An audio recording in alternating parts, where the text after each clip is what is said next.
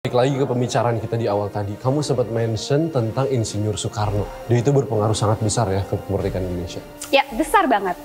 Selain berbagai perjuangan dan diplomasi sebelumnya, proklamasikan kemerdekaan 17 Agustus 1945, sehari sebelumnya, 16 Agustus, tahu dong dia ada peristiwa apa? Peristiwa Soekarno dan Hatta diculik ke Rengas Dengklok.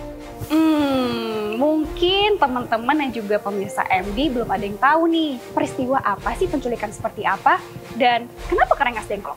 Oh, kalau gitu kita saksikan bareng-bareng. Nah, di sana udah ada tim liputan MD TV.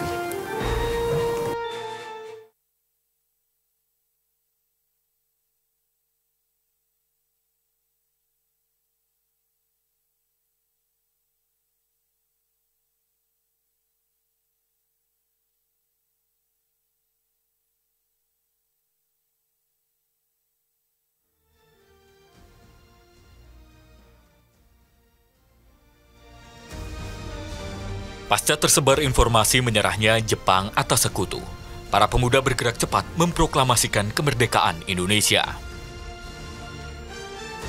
Pagi buta 16 Agustus 1945, mereka menculik Soekarno dan Hatta, menjauhkan keduanya dari pengaruh Jepang yang mengulur waktu akan memerdekakan Indonesia.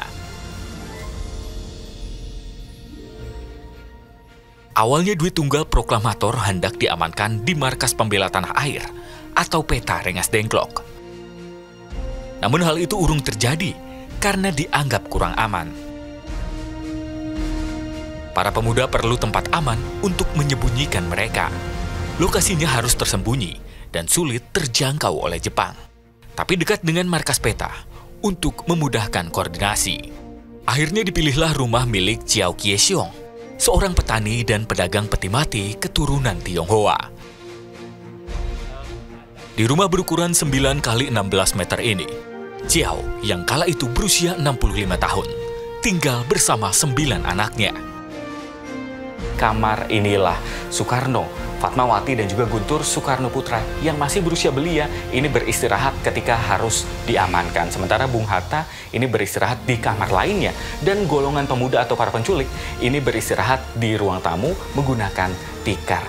Faktanya untuk menghindari intervensi Jepang dalam kemerdekaan Indonesia, proklamasi hampir saja dilakukan di Rengas Dengklok.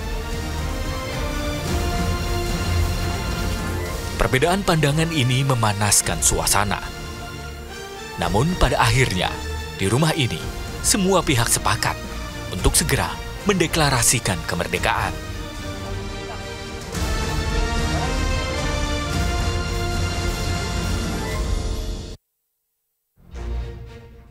Beberapa kali renovasi, rumah di Rengas Dengklok ini berikut sejumlah penghuni jadi saksi sejarah bangsa ini.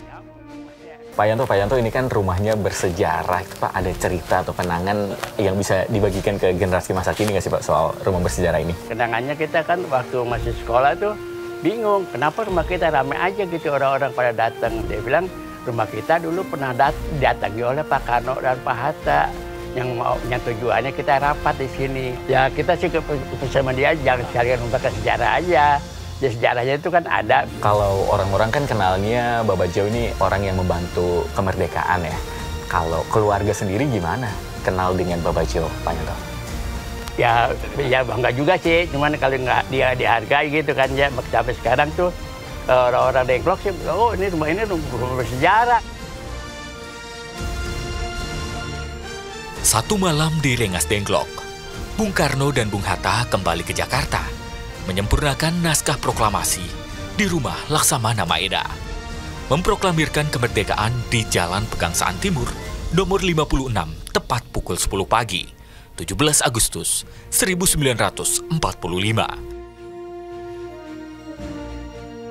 Tanpa peristiwa Rengas Dengklok, lembar sejarah kemerdekaan Indonesia sangat mungkin ditulis dengan cara dan jalan berbeda. Adrian Ditya, Agung Maulana melaporkan.